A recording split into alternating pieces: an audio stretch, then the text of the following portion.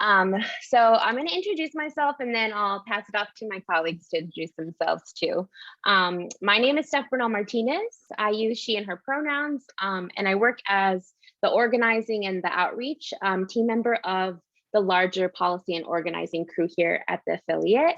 And today I'm joined by two of my colleagues, one who you'll see on camera because she'll be facilitating with me, and then one person who is working all of the tech, but I'll have them both introduce themselves now.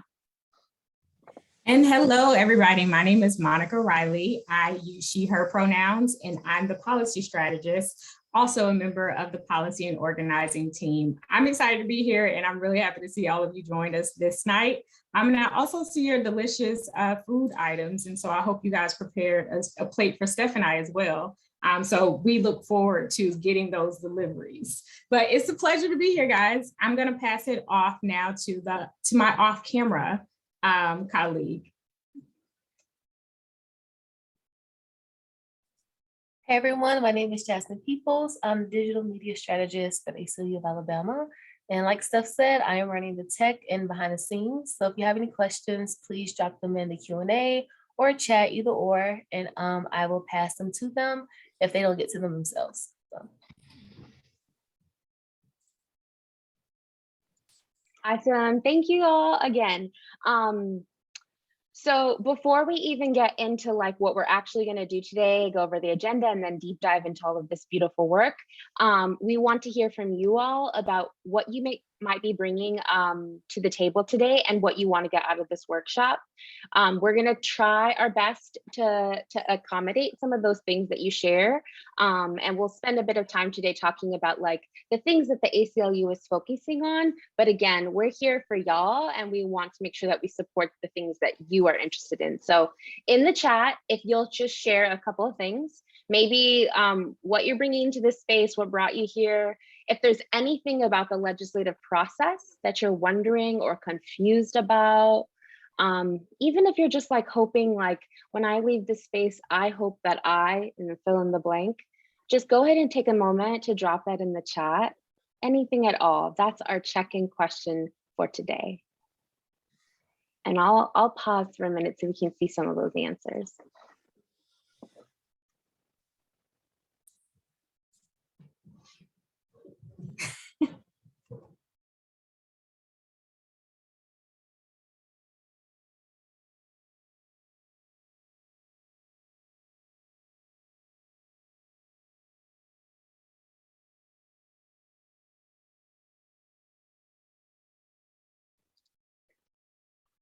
Yeah, I'm feeling the love and I really appreciate that, y'all.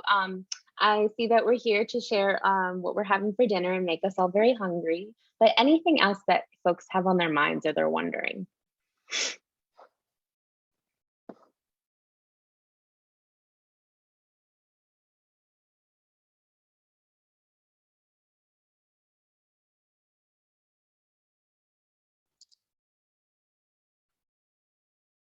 All right, so someone in the chat suggested or shared that they're wondering what the current climate in the legislature is as it relates to COVID. Amarika has also shared that she's here with hope, which is a really beautiful place to ground us in. Amanda Sherry has shared like questions about negative bills that we need to watch out for, also some positive things that we could have hope for. I really appreciate this use of the word hope.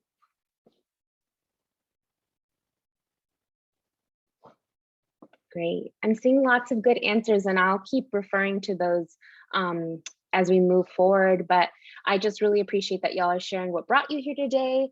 And I'm hoping that our agenda will cover a few of those things. And if not, we'll make sure at the very end that we provide the kinds of tools and resources that you all are requesting through some of these questions. But here, just to tell you a little bit about what we're going to do today, we can move to the agenda. So we're going to start with a very short like legislative overview. In this section, it's basically like, how does a bill become a law? And it'll answer some of the things around COVID precautions or the fact that there maybe not are none. And so things like that. And then we'll move into the 3 issue areas that the ACLU of Alabama is primarily focused on, which is smart justice, voting rights, and gender justice. And then after that, we'll basically spend the rest of the time really like trying to get into some of these questions that I'm seeing in the chat already, which is really exciting because that means y'all are here to learn, and we want to learn with you.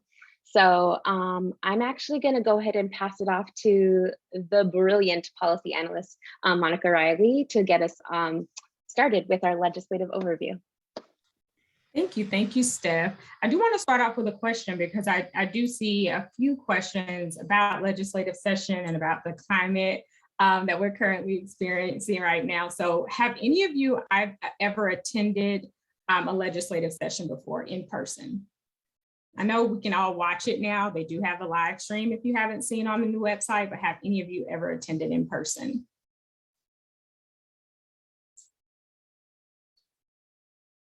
Yes, okay.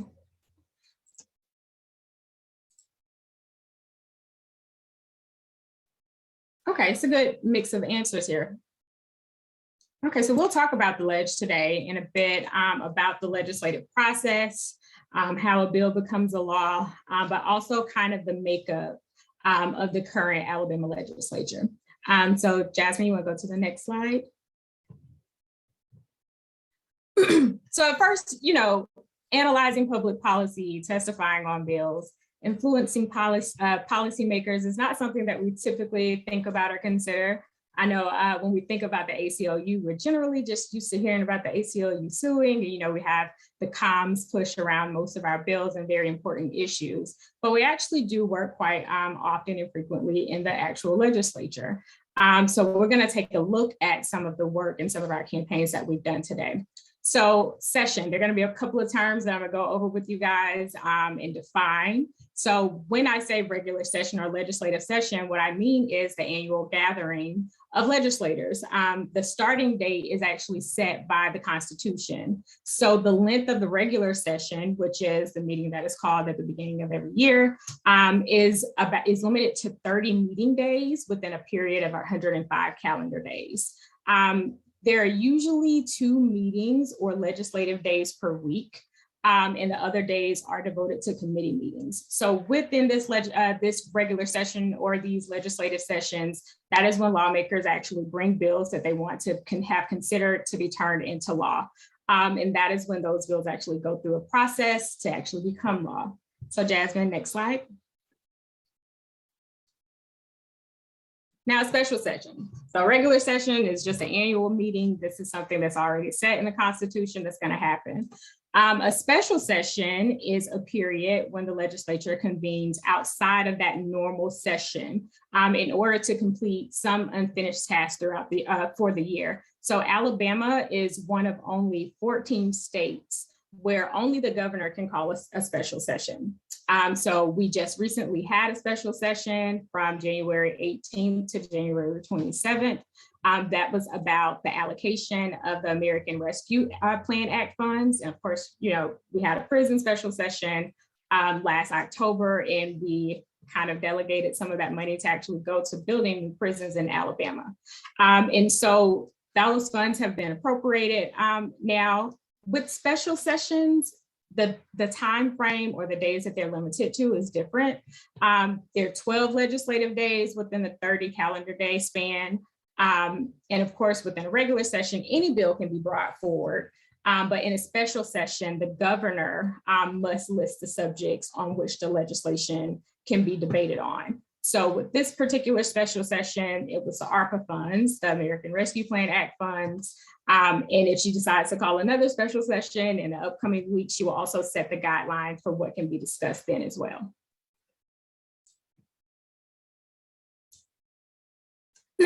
Now, it is very important to note that the ACLU is nonpartisan. We don't endorse political candidates, and we don't have a particular side. But we do work within both parties and in both sides within the legislature to try to get that legislation passed. And it's just important to note that Alabama actually has what's referred to as a supermajority. in both chambers, which means that there's a Republican stronghold, as you can tell by the numbers. There's an increase, a drastic increase in the number of Republicans versus Democrats. In the House alone, there's 77 Republican lawmakers and only 28 Democratic lawmakers. In the Senate, there are 27 Republican lawmakers and only 8 Democratic ones. So it plays out in interesting ways at times. If you have a bill that, of course, is going to receive more Democratic support versus Republican support, it's going to be very difficult to get that through. Versus, if you have a bill that has bipartisan support, it also just depends. It depends on which particular lawmakers and what issue you actually have. So it makes it a bit interesting working in Alabama specifically because we have those drastic dynamics. Before we move forward, I do want to answer a question that we saw in the chat about the climate in the legislature right now. So the State House is still open, so you do have people who are able to go in and out. We have not been able to go into the State House or be there in person because our affiliate kind of has restrictions right now about in-person events. And a lot of different organizations do as well. So it's not the safest to just be crowded in crowded spaces right now or just at the State House. And so we've been actually having to do lobbying and contacting lawmakers and advocacy from home, which again is a bit interesting. It's not necessarily more difficult than the other. It just changes the way that you have to do the work. But in any case, you have to adapt always. And so that's kind of where we are with how the legislature is operating right now. The lawmakers are still there in person. People are still free to go in and out, but we do have some restrictions for the ACLU of Alabama. Has it been more or less successful? For me, I've had to do lobbying from home for 2 years right now, so I can't necessarily say whether or not it's more or less successful. I think there's been success, and there also been some losses, and I don't know that necessarily we can say that those would have been different if we would have been able to be there in person. It's just a tough climate for some of these real hard-hitting issues. And we're coming off of, a very extreme election year, and we're also in a statewide election year. So I think there are other things that are in play when it comes to whether or not there's been success in this new virtual climate with having to, work in the legislature from home. But she's a success. But I'll just say it's an adjustment. And I think we've all been able to really navigate that the best way that we know how to. So thanks for that question, Elaine. Yeah, Monica, and I feel like this is also like not the first year. This is year 2. So in some ways, year 3. So I think this has been like a long time, like it's a high learning curve, but people like you who are advocates and working in the State House are learning how to do it. We're also seeing like advocates across the state learn how to do digital organizing and advocacy. So that's been, in some ways, that has been really beautiful and powerful, even though the actual like inability to be in the State House is hard, right? Yeah, it is. And I'm glad you made that note, because what it also did was force our legislature to shift as well. Whereas we didn't have where people can view it at home in the past. Now they live stream all of the sessions and all the committee meetings. So there's greater access for the general public to actually be able to be engaged and to know what's happening. So there have definitely been some pluses and some negatives, but expanding that accessibility has definitely been one of the highlights that I'll say. Save that gas money. Listen, that is correct. That is correct. So it has been interesting. I'm really happy with the changes and how we're able to provide that service to everyday citizens. How does a bill become a law? Does anybody, before we get into it, does everybody already know how a bill becomes a law?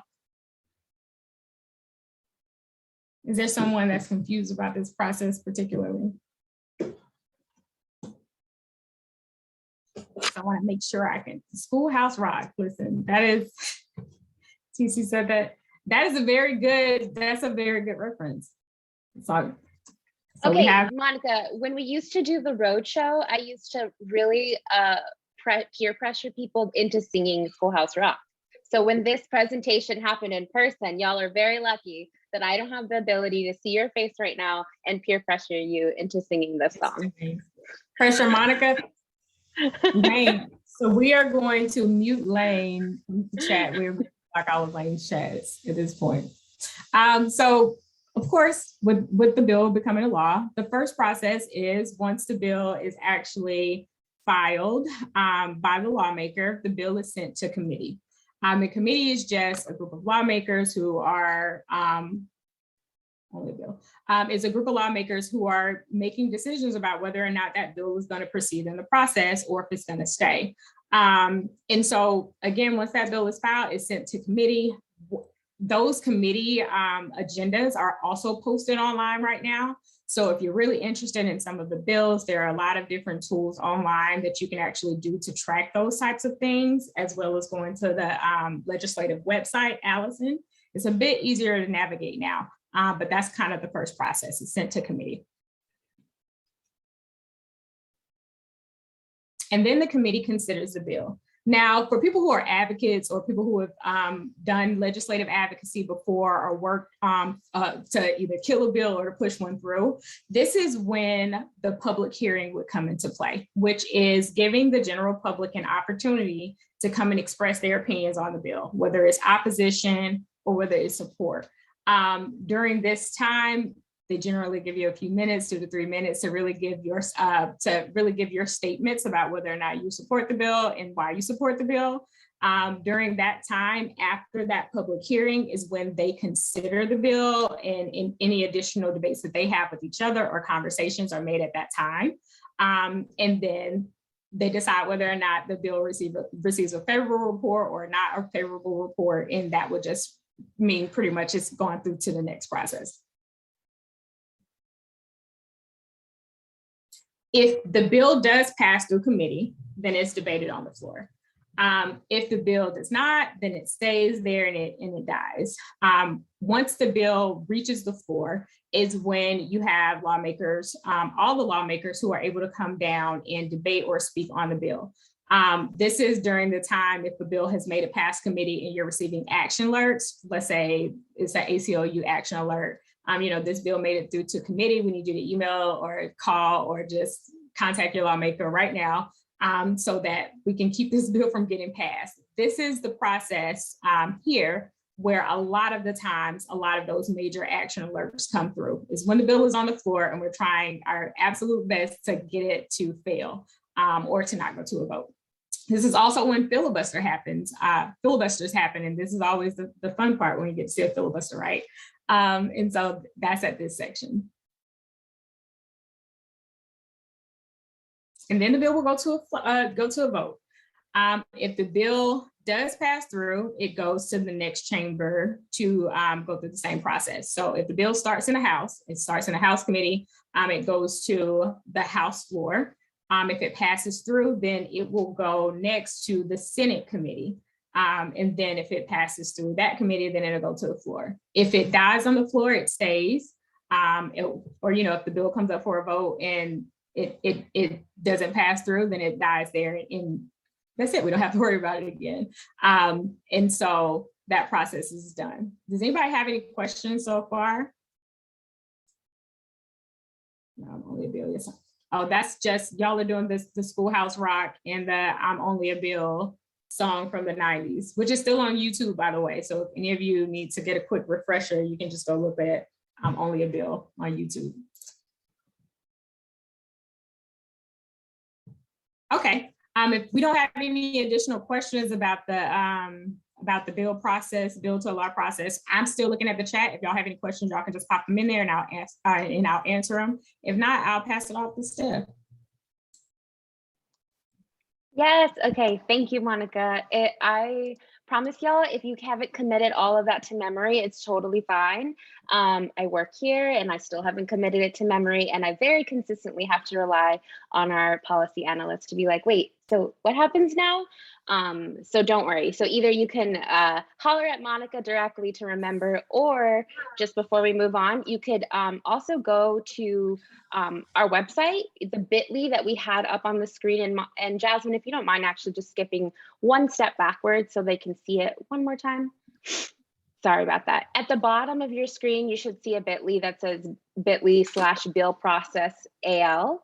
So if you went to that link, you could get the notes from that particular section on how a bill becomes a law. Again, it's totally fine if you don't commit it to memory. That is not the point of us sharing that. It's just to sort of like get you used to the flow.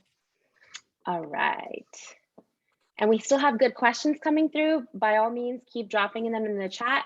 We'll either address them right away or we'll make sure that we get to them in the Q&A.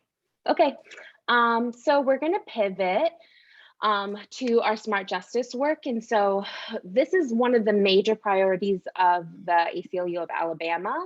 The campaign itself is a national collective effort of all the different affiliates across the country, but specifically in Alabama, our smart justice vision as part of the national work is part of the effort to reduce the US jail and prison population by 50%. And we're doing this work particularly because we want to combat racial disparities in the criminal justice system. And what we've decided to really focus on within the larger system, the criminal justice system, is our work around parole. And if you all are familiar, you've been working with us for a while, then you may have seen some of the reporting by our investigative reporter, Beth Shelburne, who's an incredible journalist who has reported on the atrocious act of parole, what it has looked like for the past few years. We've also, over the past couple of years, been working in collaboration with organizations across the state to block the construction of new mega prisons in Alabama. So with the Communities Not Prison Coalition, we were initially very successful in blocking the private prison plan. But most recently this past fall, if you all had followed, a special session was called, and our Alabama legislator actually approved the use of COVID funding to finance the construction of these prisons. So that was actually a really huge, devastating loss after winning the fight against privatization.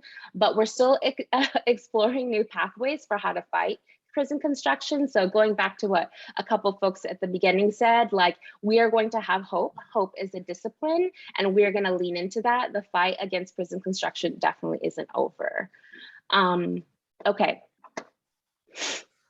So what I'm going to do right now is talk a little bit about Alabama's criminal punishment system and what it's rooted in. And then we're going to I think we're going to move into a little bit of a discussion. So let me just drink a little bit of water because then my mouth won't be so dry.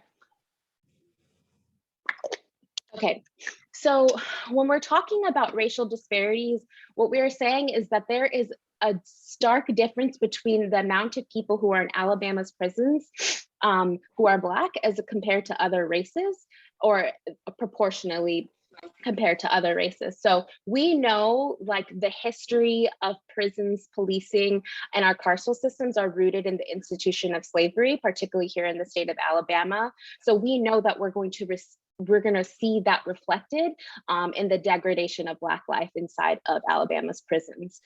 This is why we do this work, because we are going to disrupt that. If you can move to the next slide, Jasmine, so I can go ahead and show the numbers. All right, so this is the percentage of folks when we're talking about Black folks in Alabama. So Black people in Alabama make up 28% of the state's overall population. However, disproportionately, Black people are making up 54% of our prison population. So that disparity is really, really big. So despite being a very a quarter of the population of the state, they're still being represented nearly half of the overall prison population, which is what we mean when we're talking about racial disparities. This is the one thing that I always try to note, though, is that even if these numbers look differently, and even if the prison population reflected, quote, equal numbers across race, there's still endless problems within our criminal punishment system. So our work here is not to make sure that white people and Black people are equally represented in our prison population. Absolutely not. Our goal is not to equalize those numbers. Our goal is to reduce the overall prison population and find ways to support all Alabamians to get their needs met and to live fully self-determined lives, right? We're trying to get free. This is not about making sure that we're all equal in prison. We're trying to get free. Okay, so we can actually go to the next slide and pause here for a second. We're going to listen to an interview with the director of one of our partner organizations. The Offender Alumni Association is an incredible org that supports people who are coming out of Alabama's prisons. Their director, Dina Dickerson, who is very near and dear to my heart, is formerly incarcerated.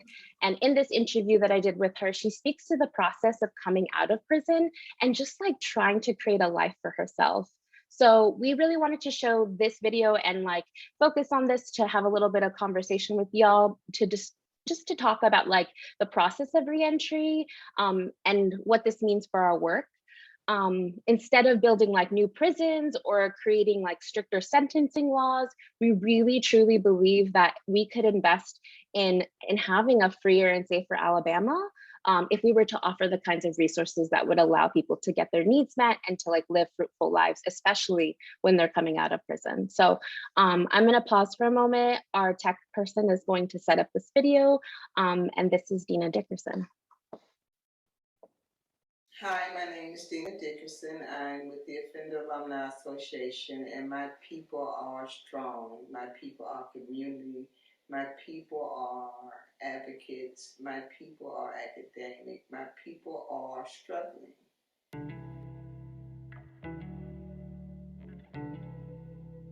When you think about your people, that's like, whoa. It made me search myself because at one time I had started believing what people had to say about me. I was someone that wasn't going anywhere. I was a former offender or a convict or inmate or whatever the case may be. I wasn't a mom. I wasn't someone that was hurting. I wasn't someone that had dreamed once before. I wasn't someone that had lost, felt unworthy or anything like that. I was whatever you said, and I had started to believe it, and in that belief, I started living it. And the very way I lived it was the very thing that was killing me, I think. My people are trying to live their life forward after making so many different choices that have led them in a space that they weren't comfortable in. Those are my people. And I think I am my people, because I am, and I say it all the time, I am the person that I serve.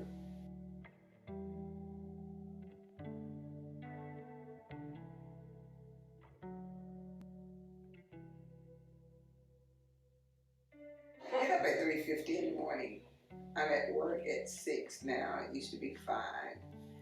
I get off work at 4, and at 4:30 I clock in with the Offender Alumni Association in the volunteer role as the program director. And so I do that until 8, 9 at night, meaning we go on social calls, we go on wellness calls, we check on the elders, we do yard work for the elders, we're teaming up with our youth, we're connecting tutors to those youth, we're talking to their parents, we're creating space in COVID where people can be so that their crisis that they're in with their mental health can be okay. No, you're not supposed to be with people. Everybody is sheltered in place. We're pulling up on the curb, blowing the horn, telling someone to come outside, right? Hey, Paul, come on out here. What? You outside? Yeah, we outside. What? What's it? And just to be there with them. This is my day, right? And about 9:30 somewhere, somebody say, you should be tired, right? Well, you can take me home. And then I'll take them home. And then I'm home at 10, 10:30. I pull a book out. And I fall asleep in a book most of the time, or I open up my laptop and I go in and I see what my emails look like, what I need to be doing, how I need to put people together tomorrow, and I go back the next day and I do the same thing. I can't remember who I am.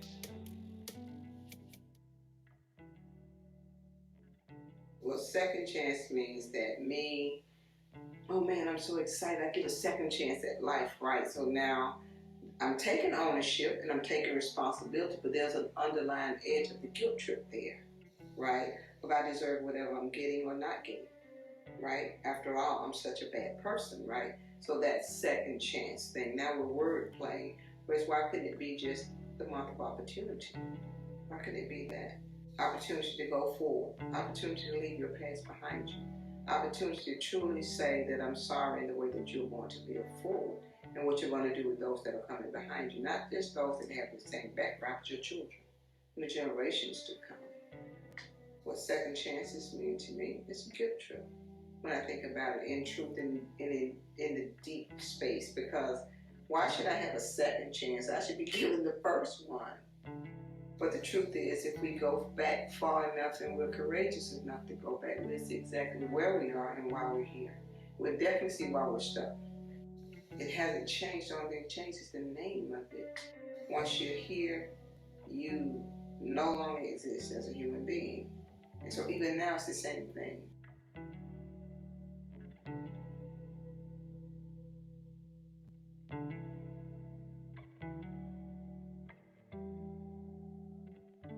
I should know this is what I've heard so many say. You know, you shouldn't.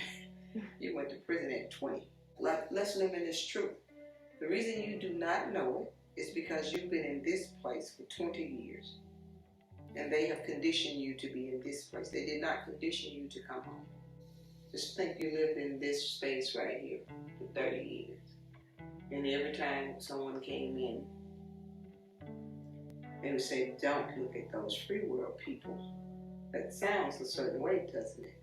If we go all the way back, you remember that story to go all the way back to see where we are and definitely know where we're not? Yeah, don't you look at that white woman. Nigga, did you look at that white woman? And that's the same posture you have in prison when they tell you to turn your back to the wall.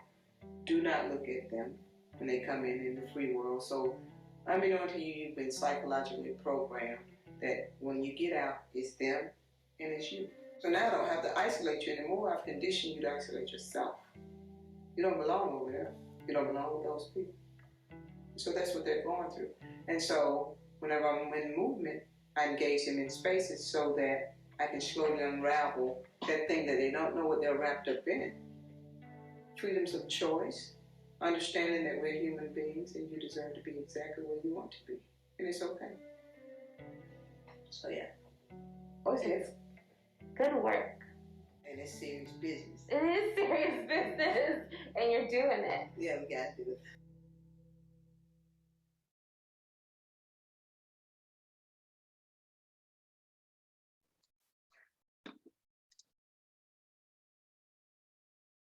Okay, yeah. Thank you all for listening and listening to Dina's story.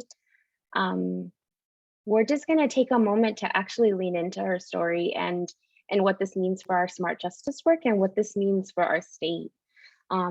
If you could share in the chat any initial reactions, particularly around this question of addressing racial disparities. Dina really laid it out for us, trying to connect the through line with the history of enslavement and what brings us to this moment. But anything that you all would like to share, if you'll drop it in the chat, and I'll give you all a minute.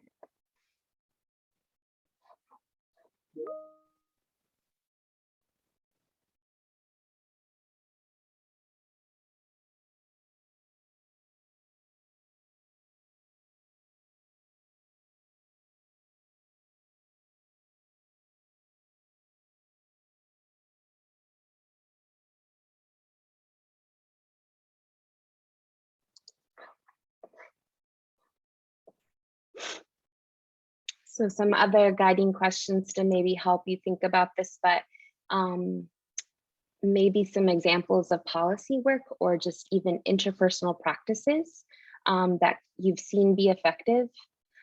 Anything that you wish our state could be doing differently.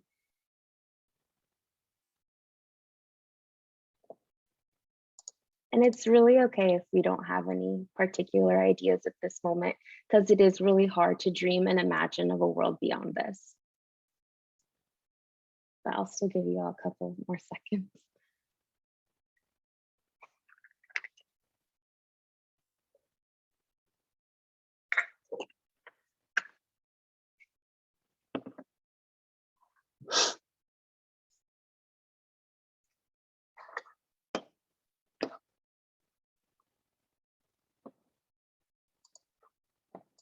All right, so a couple of folks talked about transparency and the necessity of like honoring people, calling it by name, calling what is going on by name. Also like making sure that we're making connections to history. So we talked about, or Dina laid out the history and how it connects to the history of enslavement, but also the prison, the school to prison pipeline, and how entire communities of Black people in Alabama are funneled into prison through our school systems. Absolutely. All of these things we carry with us as we move through this work. I don't want to do any harsh pivots, but I definitely did just want to make sure that we made time for that, because Dina's story is so important. It's why we are doing this work. It's why we're investing in the types of policy changes that we are. We're going to move to this next slide so we can talk a little bit about HB2, which is a bill that you all have already been discussing in the chat, but actually is a really good example where we have a state legislator that has an opportunity to do things differently, to not create the same kinds of problems that Dina described in her interview, but we're actually seeing something completely different. We're seeing lawmakers continue to lean into punishment to address real problems or real needs. So after an onset of like protests, waves of protests all across the country, we saw HB2, a version of HB2 initially filed last year. And we're seeing this again, right? So I won't get into the complete details of what this bill does, except to say that this is the bill that would create criminal penalties for protesting. But I definitely wanted to allow Monica to just take a moment to expand, and then I will invite you all. I know a couple of people have a couple of call to actions, but I'll remind you of one way that you can get involved with this bill starting even just now or tomorrow. But Monica, do you mind expanding on this? Yeah, mute, my love. Sorry about that. Yeah, do you guys have any, because there were a couple of questions in the very beginning about this particular bill. And so I want to make sure I have an opportunity to answer you guys' questions about it specifically before we go into a deeper dive. We can't discuss prisons without discussing public education, that's correct. I saw a question about the opportunity for public hearings and what they will look like, particularly tomorrow, because there's supposed to be one. Mm-hmm. There is, so, and I popped that in the chat as well. We have not had virtual public hearings for the legislative session. I know during redistricting, there were some virtual public hearings that went on in individual communities, but the people who have signed up for the public hearing tomorrow will actually be there in person. There's a limit to the number of people who can actually testify at a public hearing in each chamber.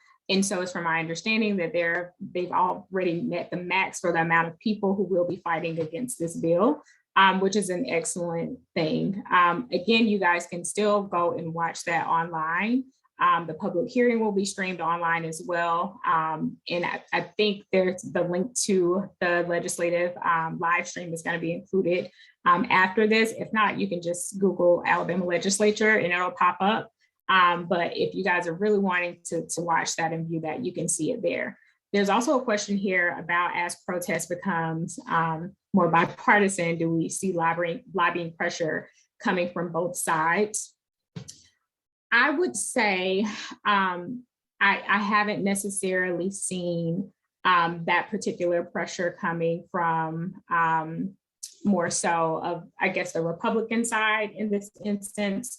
It appears to be that almost all of the public hearing speakers, and not all of them, we definitely don't want to assume what somebody's political affiliation is, but it seems to be from the perspective of folks who are also Black people, trying to really make sure that in these types of situations, when we're constantly creating new laws, specifically around protesting, that we're not actually creating more harm for people, which in this instance, which is going to happen. So I wouldn't say that I see a bipartisan push here.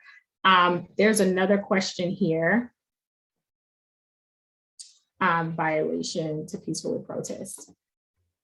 Absolutely, that's pretty much what it would be. Does anybody else have any specific questions to this bill? Because I do want to make sure that I answer y'all specific questions that were asked at the beginning. There's also a really good reminder that even if there were lobbying, or the fact that there isn't necessarily a very clear lobbying pressure from both sides also should signal to us that we know who is going to be the target of this type of legislation. I promise you it's not going to be a large group of young white people. Like, that's just not who's going to be the target. We know often with these types of bills, it's going to impact like Black and brown people, queer people and trans people, working class people. We know who this bill is for or against, really. Okay, so we don't have any other questions right now, but we can come back to it if you all end up thinking of things. I will just say that tomorrow, like we had mentioned, it's in the House Judiciary, there's a public hearing, and there is a coalition of on-the-ground organizers. So something that feels really important to Monica and I as people who are working with grassroots organizers is to always center the people who are on the ground, who are like throwing down every single day. So tomorrow, those folks, the collective is called Alabama Moves. You can go to their Instagram page to find out about what they're planning. I also saw in the comments that we had folks from Hometown Action promoting their petition that you could sign. So that's another way to get involved. So I know that that's like a lot of different things that you all could be doing, but there's so many ways that you could plug in. So we wanted to make sure that you could highlight them. So the first one, visit the Alabama Moves Instagram page. The second one, sign the petition from Hometown Action. And I'm going to pass it off to Monica. Right. And just very quickly, because I was looking for the question that was at the very beginning, but I don't see it. But what that actual bill would do was it'll establish crimes of assault against a first responder in the first and second degrees. It just pretty much finds ways to charge protesters with assault. And that's the easiest way to put it in the most palatable way. It amends the crimes of riot and inciting to riot. So it actually changes the definition of what a riot is. And it would require that someone who is arrested for protesting in the manner that they define be held in custody until they were brought before the court within 24 hours. And so it really is a bill that, one, does infringe upon our rights, and two, it really does just further put people who are peacefully protesting, or protesting in general is meant to deter people from actually exercising their right to free speech. So I'm going to pivot for just a moment to talk about voting rights and our voting rights vision, the voting rights work that we've been on. Can you go back just 2 slides? Or I think it was just that one slide, Jasmine, or did you go forward? Oh no, that's the right one. So voting rights, I love talking about voting rights. Is one of the first things that I started organizing around back in college. And so it's something that's always been near and dear to me. And I know a lot of you in the chat also work on voting rights stuff as well. So we're going to chat about that for a bit. So of course, voting is the cornerstone of our democracy, right? And we all have a fundamental right to exercise our voting rights. Alabama just makes it a bit more difficult in order to get people to the ballot box. We're still fighting against like those same forces, the same pressures to keep people of color away from the ballot box. So that's what we're going to chat about today.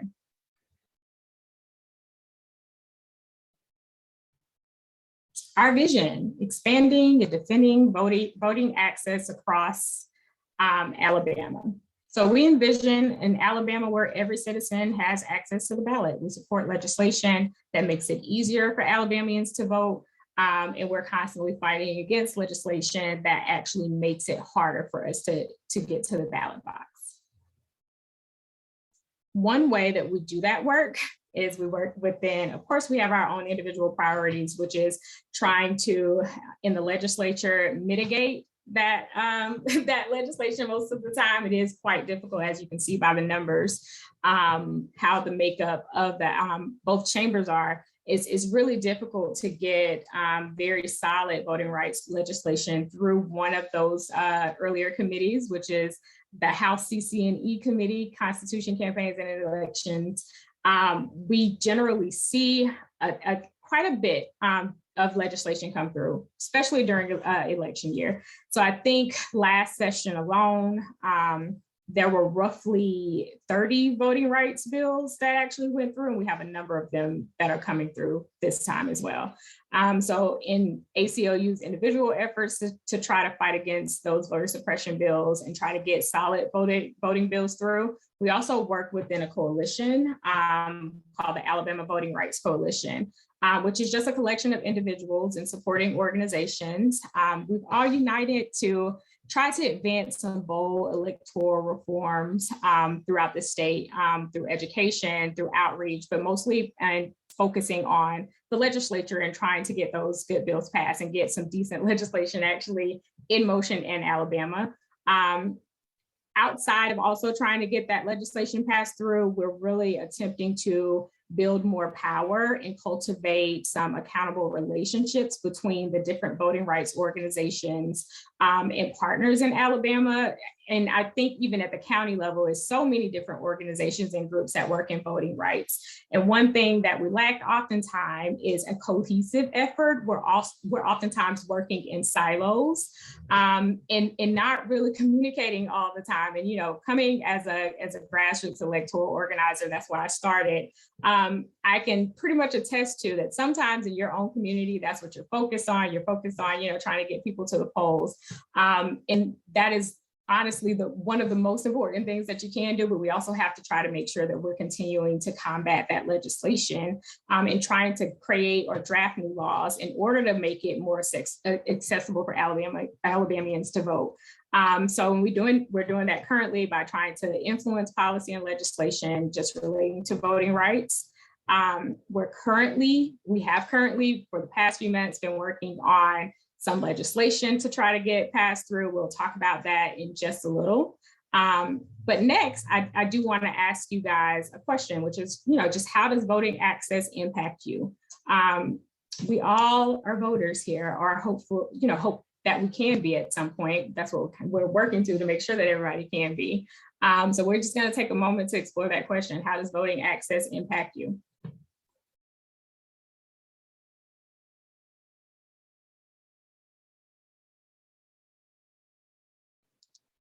I often share this anecdote when we're talking about this because I grew up in a home in which my grown-up was not a citizen, and so that did not allow her the ability to vote. And so I often think about like voting culture, or like the practice of voting is like a cultural practice, or it's something that like you believe in fiercely, or maybe you don't. But I think since moving to Alabama, I've grown like a newfound appreciation for what voting can be as one of many tools. And so when you ask this question about voting access, I always go back to the fact, like, what would it mean if my mom, who has also like lived in this country most of her life, would have the ability to vote on the things that impact her every single day? I know that's a little different than the kind of access that we're talking about in this moment, but it is always the thing that comes back for me. So I am curious about, for other people, what does it mean to have access for you? It's okay if you guys don't have an answer right off the top of your head.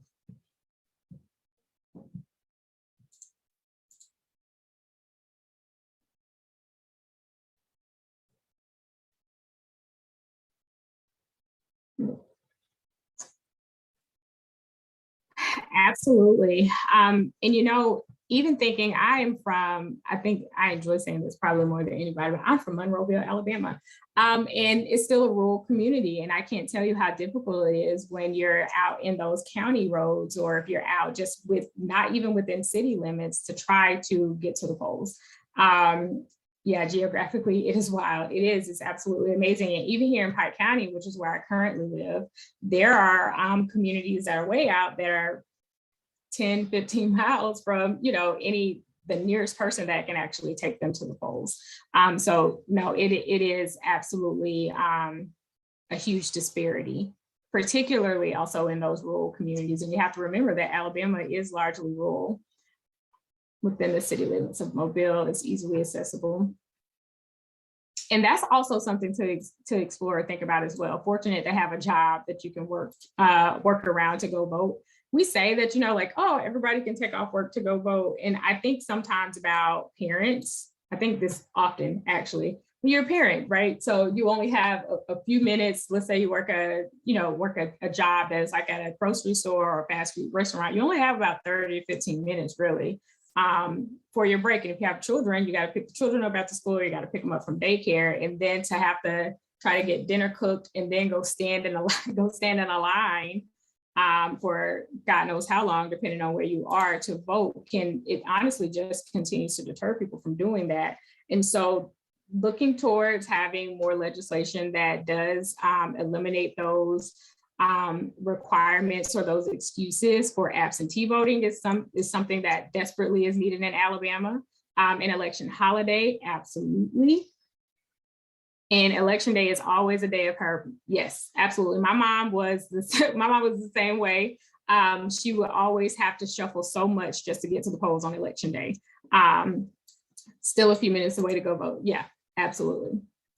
Thank y'all for chiming in there. We can move on, Jasmine. So Bill Watch, we talked about this for a bit. They're with the coalition, the Alabama Voting Rights Coalition. One of the platform pieces that we've been discussing and really working with for the past few months has been about voting rights restoration. That is one of the key policies that we've been working on this past year. And rights restoration is just the process of restoring voting rights to people with prior felony convictions who lost their voting rights under felony disenfranchisement. So of course, in the US, it varies from state to state. In most states, the right to vote is automatically or eventually restored upon completion of the sentence. Alabama is unfortunately not one of those states. So the group of organizations that are in the coalition who work in rights restoration, what we did was, for a series of maybe I think it was about a 4-month series, we really got together to create this shared policy platform, which is something that we could all agree on, in order to convince our lawmakers who actually present voting rights legislation or rights restoration legislation each year to get on the same page so that we have a bill that is acceptable to pass. And so that's what we did. We were able to get a bill drafted through, and they are being sponsored by Senator Linda Coleman Madison and Representative Laura Hall, SB 6 and HB 53.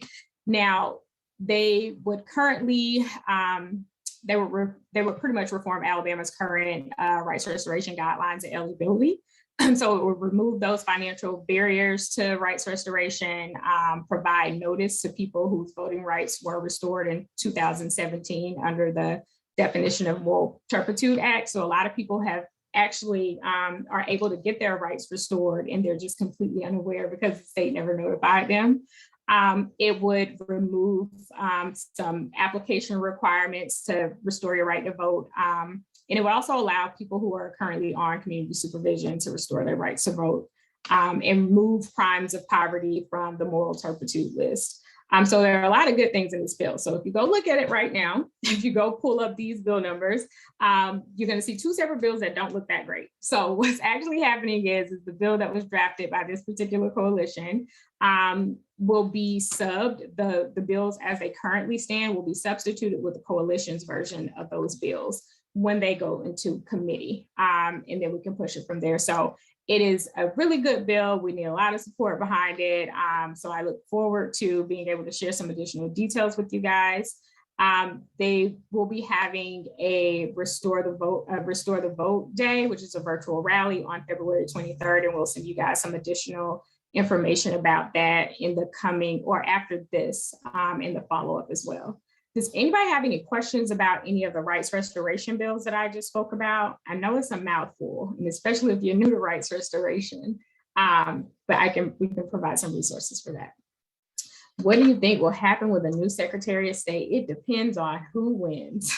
It really depends on who wins. Wins that race? Lord, I know, Lane. Same sentiments here.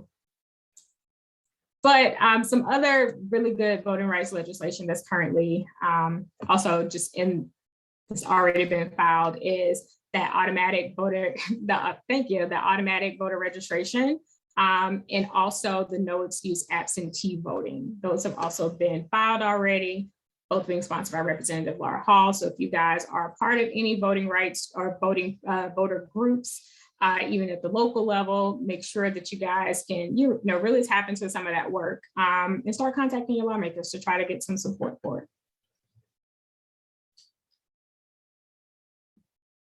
All right, and I can hand it back off to Steph if you guys don't have any questions. I'm going to take just a few seconds here to make sure y'all don't have any additional voting rights questions. And if not, I'll pass it over to Steph.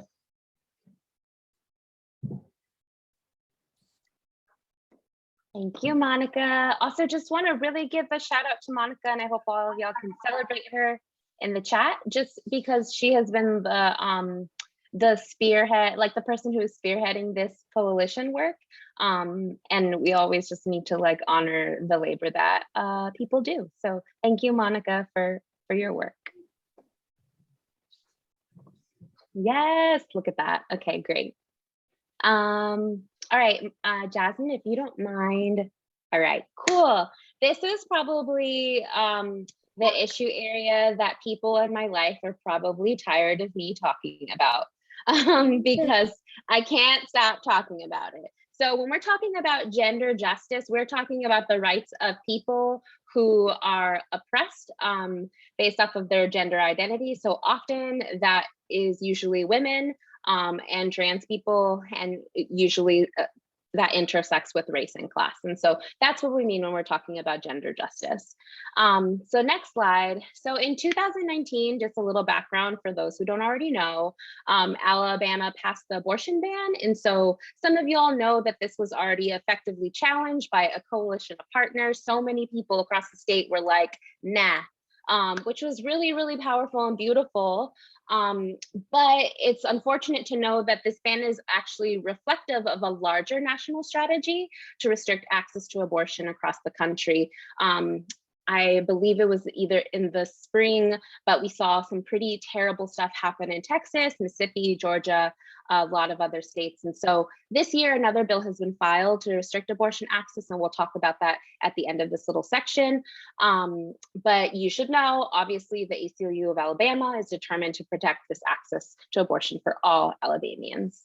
The other thing that gets covered under our gender justice issue area, so we can go to the next slide, is our commitment to protecting the rights of trans people. So last spring, Alabama was one of 20 states that introduced bills that particularly would prohibit trans people from getting the medical health care that they would need, particularly trans youth. And while the legislature concluded without this particular companion bill being passed, the bill is back this year again. And again, we'll go through some of the particulars in just a moment, but this is obviously a huge priority for us. And this is what I mean when I said the people in my life are probably tired of me talking about it, because I just want us to like love on trans youth and just to like leave them alone, just like don't. Okay, so let's talk a little bit amongst each other though. So if we can go to the next slide. I know that people all across the state are trying to throw down for young people in all of these beautiful ways. And so I want to know, like, how is it that we're going to do different by them this year? Like, what are we going to do to prioritize the needs of trans youth in Alabama? I need you to report in the chat. I need to know what you have up your sleeve. I know you got a lot to do, but I want to know, how are you going to do that this year? And Monica, not to put you on the spot, but what do you think you're going to do this year? So much. Really try to, I think, and like, I live in a rural area, right? It's not, well, Pike County isn't that rural, but really try to be more intentional about creating more safe spaces for trans youth in these types of environments, in these communities that are more so smaller and it doesn't feel as safe, in order to create a space for their voices to be heard and to be centered. Here particularly, I know there is a community of trans folks who are slowly starting to get into the work, and I try to support them as much as I can, but to really, really continue to try to support the work that they do, but also create just some safer spaces in this community in general. But I'm really excited about it. Let's see. Thank you. Yeah. And if you don't have a sense of what you are doing right now, that's okay. Monica gave an example. I'm echoing. Okay, maybe I'm not anymore.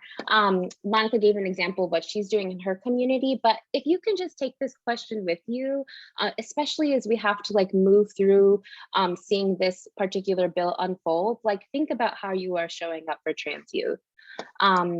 I'm going to have us quickly go over 3 bills, and honestly, I'm probably going to tap Monica for all of them, but I'm just going to let you know there are 3 bills that the ACLU is watching. This first one is so freaking exciting because honestly, we do nothing proactive in this state, but it's so exciting when we do.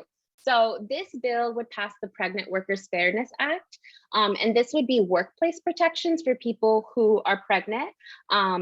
To protect them from discrimination and other like related medical conditions, which I know 2022, we think this wouldn't be an issue anymore, but it is.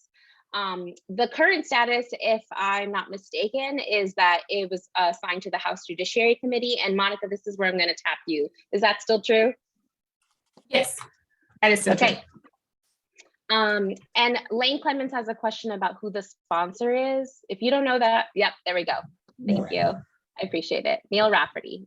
Okay, I'm going to move us forward because we got 2 other bills to just briefly tap on. Okay, this next one is not exciting.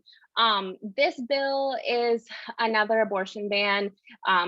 This one would ban abortion at 6 weeks of pregnancy. And then this one also adds like a little bit of like surveillance culture, you know, the stuff that we talk about in smart justice organizing. This would allow private individuals to sue people to perform abortions or help anyone access an abortion. So this makes it really risky. In addition to not just being able to get one, then it adds a criminal element or an element that would cause people to surveil each other. This one also was assigned to the House Judiciary, but anything else on that one, Monica, so far? Okay. But that one's a giant no. We don't want that.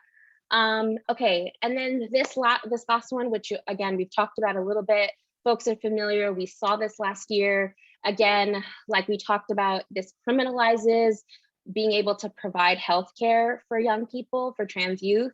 It also does things like it would require school personnel to like out trans children in their communities to their parents. So say a young trans person was living their gender identity at school, it would require schools to then report to their families, which in a lot of situations, maybe families didn't know and could present a safety issue for their children. Then likewise, it also removes away rights from parents and guardians to be able to make really informed decisions about their children. And the last thing I know is that it was referred to the House Judiciary, but anything else on this one, Monica? Okay. If y'all end up having specific questions about the 3 bills, obviously we oppose the last 2, we are not in support, but I definitely wanted to take a moment before like we move into Q&A. We wanted to share a little bit about the work of TKO, which is an organization here in Alabama. They support the needs of Black trans people all across the state. Honestly, they are the blueprint. We should all be looking towards the way that Black trans people show up for each other, because it's a lesson for all of us. When Black trans people are free, we'll all be free, honestly. So if Jasmine, our tech support, if you could make sure that we are able to watch this video from TKO. TKO is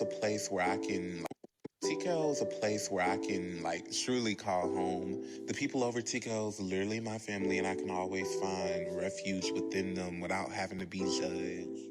I am striving every day to be who I am authentically. I am helping those in need that need to be helped. I am actually seeing the other side of the story.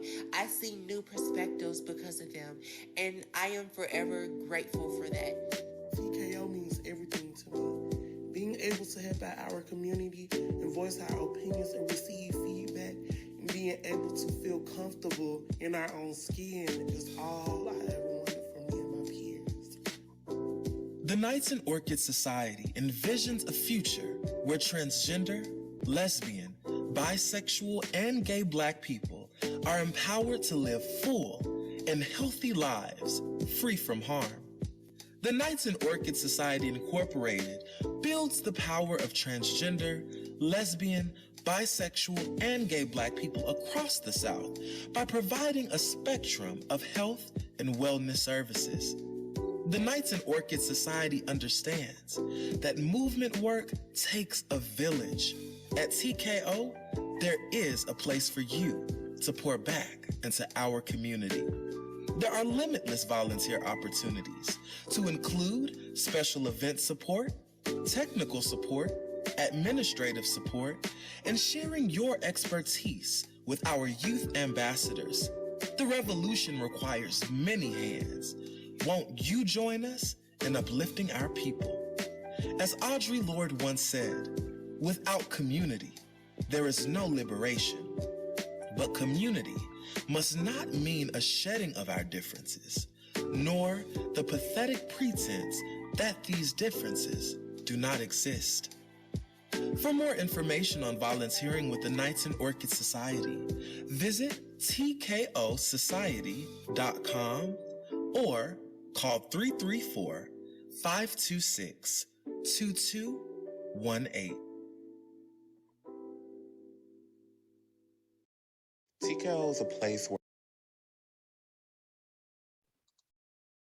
Thank you so much, Jasmine, for playing that. In the video, you heard a line that was quoted to Audre Lorde about how without community, there is no liberation. And I think that's a perfect way to sum up what we're talking about with gender justice. Like without each other, we won't be able to defeat some of these bills. And we really, really have to be taking cues from TKO. So I will actually pivot us, because I know we're short on time, to just questions. If anyone has questions, it's okay if you don't. I know we've taken time here and there to answer them, but if you do, now is the time to please ask any specifics.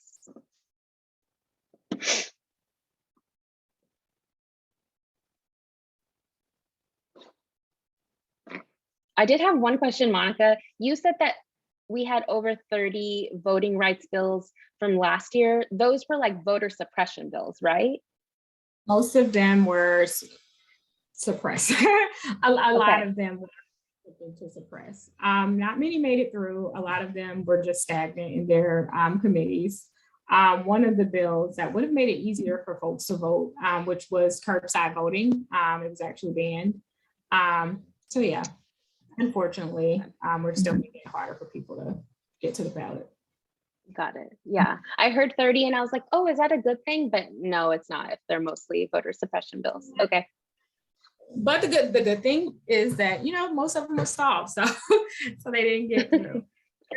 Where are we at on maps? Redistricting maps.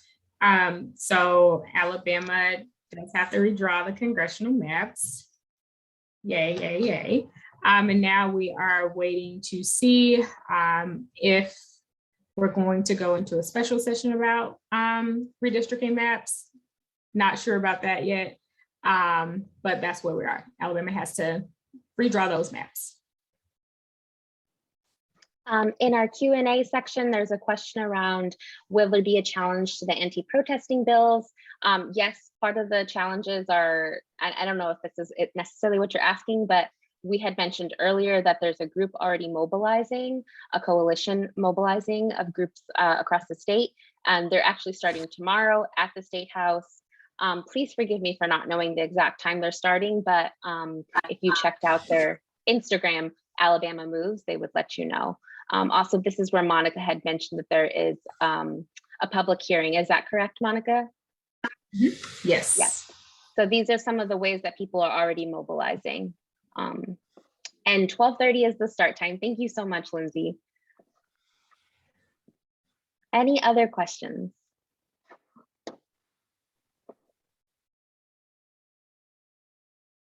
Remember, you can watch that public hearing online now, for those of you who want to tune in.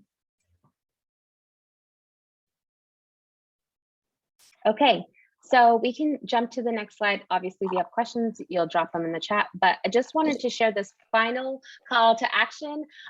We really need y'all to join us in our various fights across these 3 issue areas. Whatever you are being pulled to, like, we will plug you in, we will help you find ways to like fight back. I know folks feel sometimes a little overwhelmed, but I'm gonna ground this in what folks said at the beginning. Their hope is a discipline. We gotta have hope. So if you visit this bit.ly/FebFirstWTL, which is Work the Ledge, you'll have a little form that you can fill out that will help you stay connected to us, and we'll give you opportunities to plug in. Okay. All right, well, I just want to say thank you so much for being here with us and taking time to hang out with me and Monica. We wish we could see all of your beautiful faces in person, but this is the safest way to do this. But it was just really good to like hear from y'all and see all of the passion that folks in this state have. And the next time we're able to do this in person, y'all will definitely be singing the Schoolhouse Rock. I will peer pressure people 100%. In person, because I would love to see that at this point.